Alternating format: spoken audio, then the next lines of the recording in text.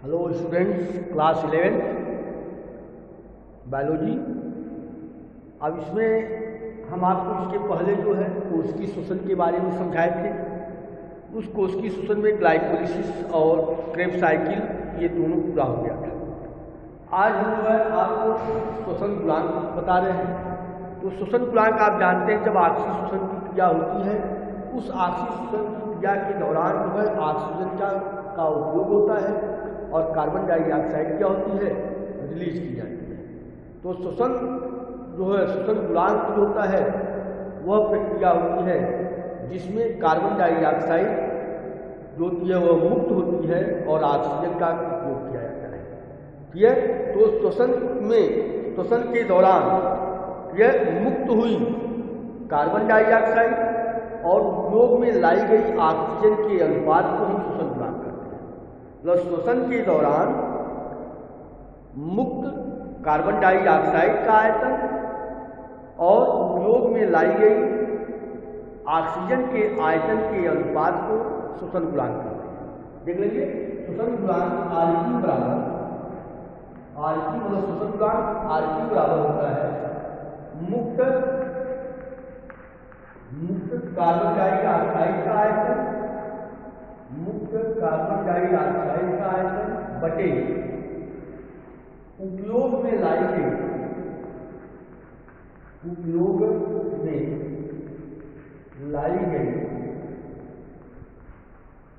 Oxygen का आयतन।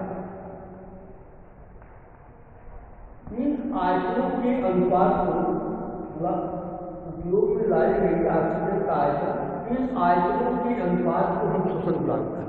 श्वसन के दौरान मुक्त कार्बन डाइऑक्साइड का आयतन तथा उपयोग में लाई गई ऑक्सीजन के आयतन के अनुपात को श्वसन गुणांक करते हैं।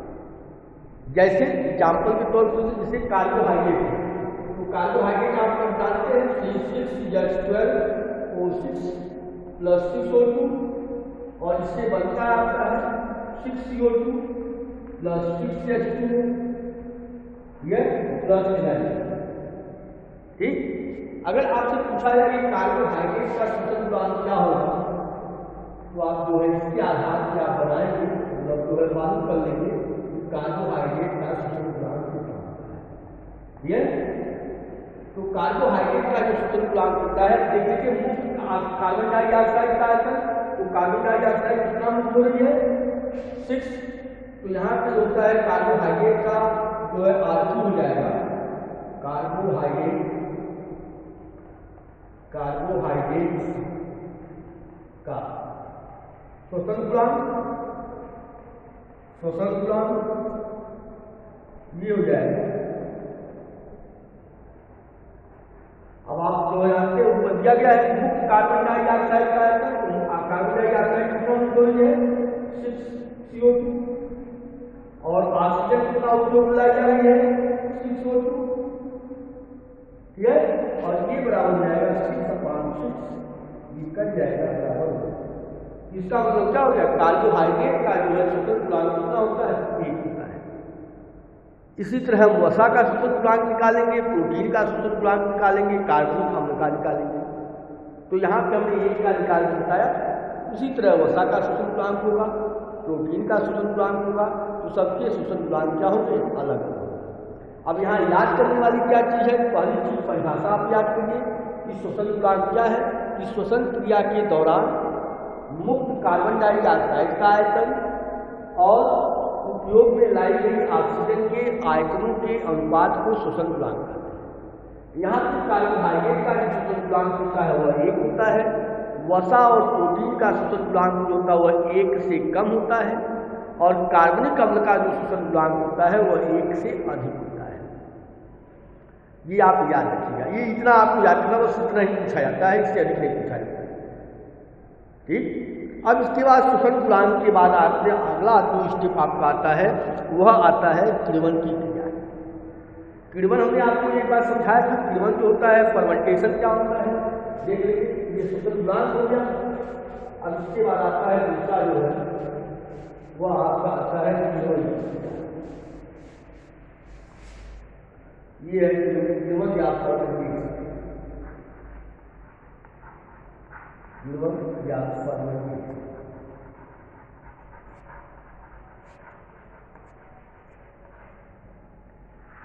अब देखिए किण्वन जो होता है क्या होता है, सुन लीजिए पहले।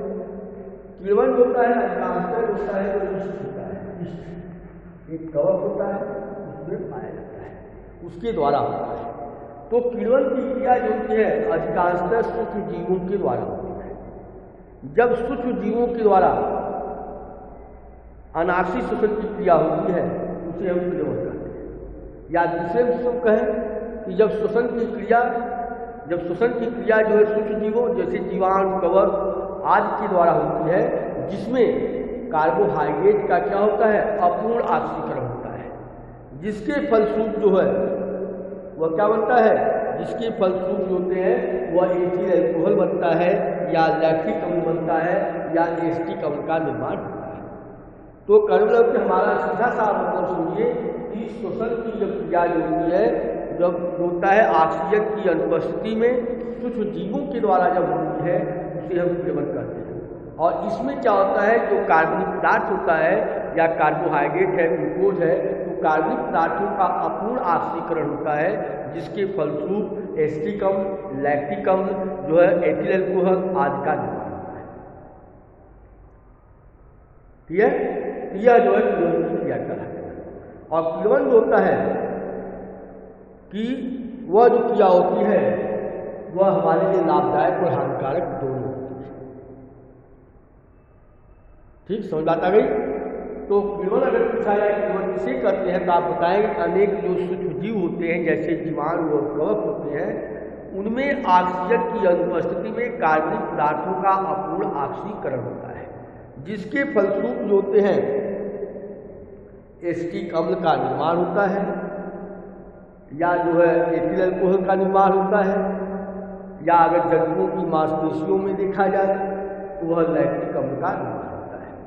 ठीक है, और यह जो क्रिया होती है वह किण्वन की क्रिया कहलाती है। तो किण्वन की क्रिया के द्वारा जो है हम जो है इसका उपयोग करते हैं। जैसे आप देखते हैं दूध से जो होते हैं पनीर बना लेते हैं, यह किण्वन के द्वारा होता है।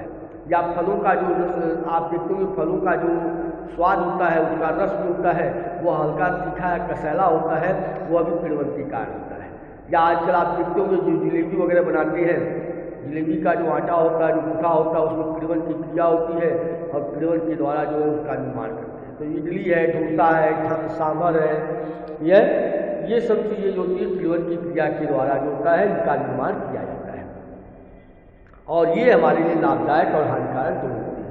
गर्मी के मौसम में आपने देखा होगा कि अधिकांशतः जो फूड होता है, भोजन होता है, वह दूषित हो जाता है, खाने लायक नहीं रहता है। ऐसा जो है किण्वन के कारण होता है।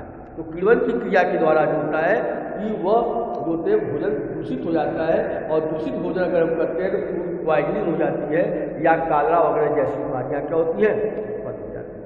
तो यह किण्वन की क्रिया कहलाती है। ठीक है, इसके बाद देखिए इसमें आता है कि श्वसन क्रिया को प्रभावित करने वाले कारक कौन कौन से होते हैं। तो श्वसन क्रिया को प्रभावित करने वाले जो कारक होते हैं उसका पहला आता है तापमान आता है। ठीक है, तो तापमान जो होता है श्वसन पर जो होता है प्रभाव डालने वालों कारकों में जो सबसे पहला कारक आता है, महत्वपूर्ण कारक होता है, वो तापमान होता है। तापमान जो होता है वो 0 से 30 डिग्री सेल्सियस तक जो है तापक्रम पर जो है इस श्वसन की क्रिया जो होती है सामान्य तरीके से होती है। लेकिन जैसे ही 10 डिग्री मतलब 0 से 10 डिग्री टेम्परेचर बढ़ता है, या 10 से 20 होता है, 10 से 30, 20 से 30 होता है, तो हर 10 डिग्री टेम्परेचर बढ़ने पे उसके श्वसन की क्रिया क्या होती है, बढ़ती चली जाती है। यह लेकिन एक निश्चित सीमा के बाद श्वसन की दर क्या होती है, घटने लगती है। तो मतलब श्वसन की क्रिया पे तापमान का क्या होता है, प्रभाव पड़ता है। ठीक है, या हम कहें कि मतलब 0 से 30 डिग्री सेल्सियस तापमान पर श्वसन की क्रिया क्या होती है, बिना रुकावट के, बिना बाधा के होती रहती है। लेकिन जो है 30 डिग्री सेल्सियस से अधिक तापमान होता है तो श्वसन की दर क्या होती है, प्रभावित हो जाती है। तो वह जो होता है तापमान के ऊपर जो है श्वसन की क्रिया क्या होती है, निर्भर करती है।